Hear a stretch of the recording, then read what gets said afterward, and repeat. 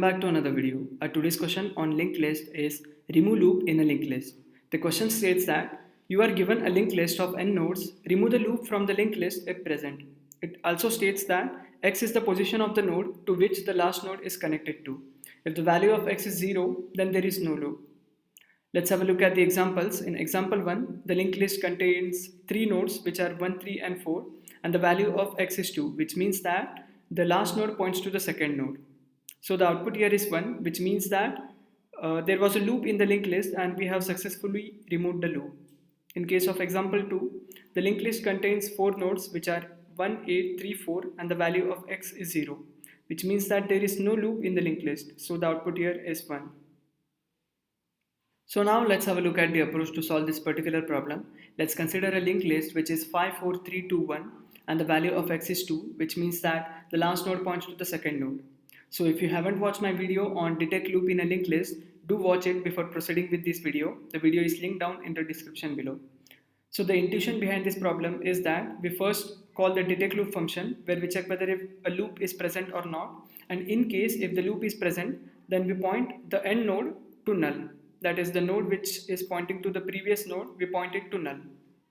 So the right side of the screen shows the algorithm which contains a function called remove loop, which is quite similar to that of detect loop function, where we first check whether if head is equal to null. Since the head is not null, therefore we create 3 pointers, namely p, q and end, and we point p and q to head. Then we check whether if p, q and q of next are not null. If all these conditions are true, then we enter the while loop and update the value of end as p. So now end points to the head node and we increment p by 1 position and q by 2. Then we check whether if both p and q are equal. Since they are not equal, therefore again we check for the while condition whether p, q and q of next are not null. These conditions are true. So we update the value of end as p. We increment p by 1 position and q by 2. And we continue this process until we reach the condition p is equal to q. So finally we have reached a condition where p and q are both equal, that is both of them point to the same node. So we exit the while loop and we again check for the condition whether if p is not equal to q. But in our case p and q are both equal, so we check whether if head is not equal to p, but head is equal to p, therefore we skip this if condition and we update the value of end of next as null. So we have removed the loop from this linked list.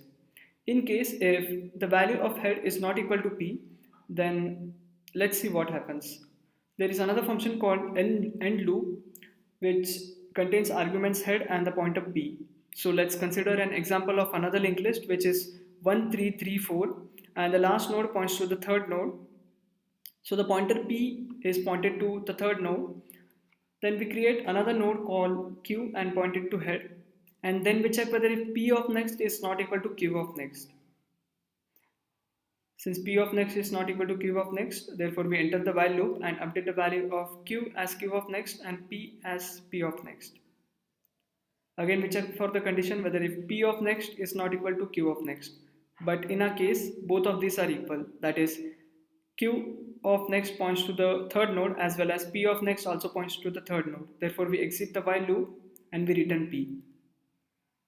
So we return p, which means that we return the fourth node which is stored in the variable called n.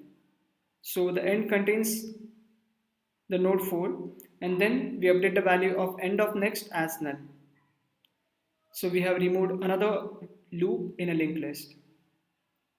So now let's have a look at our actual code. The driver code is already given and we just need to complete the function remove loop, which contains an argument as the head pointer. So first we check whether if head is equal to null. That is, if the linked list is empty, then we simply return from the function.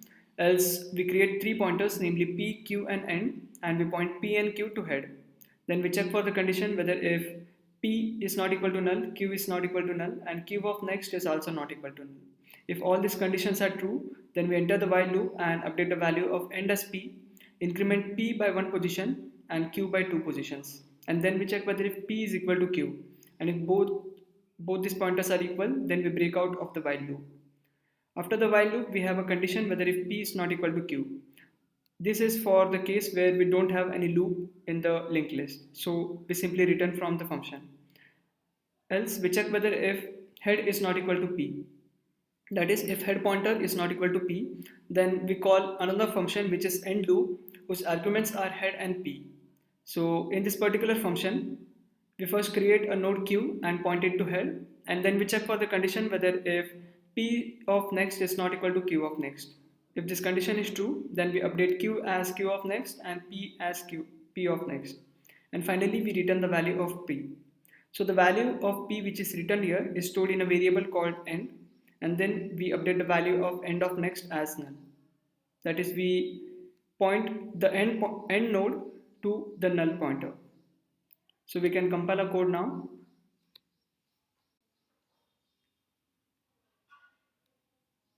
Since the code is compiled, we can submit it.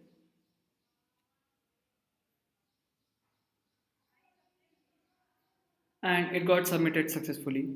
So if you found the video helpful, do hit that like button and subscribe to my YouTube channel for more such upcoming videos on must do coding questions for interview preparations. Thank you.